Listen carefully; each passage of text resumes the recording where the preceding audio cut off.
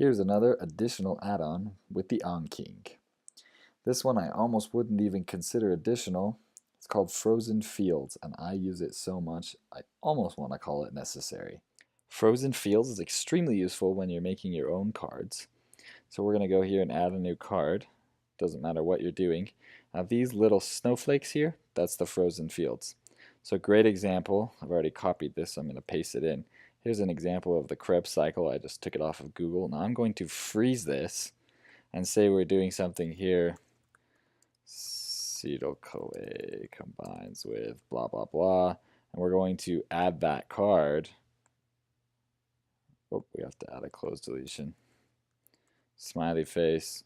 Add the card. When we go to the next one, see that stays there, which is kind of convenient and makes the process. So for example, with the Krebs cycle, you may be making 10 cards, but you want the same picture on all of them, so it just saves you a lot of time. Thanks for learning with the AnKing. If you enjoyed this, please give us a like and subscribe to our channel. Also, please leave any and all questions and comments. Here's our email. We will try to make as many of these videos as we possibly can to help you as you study.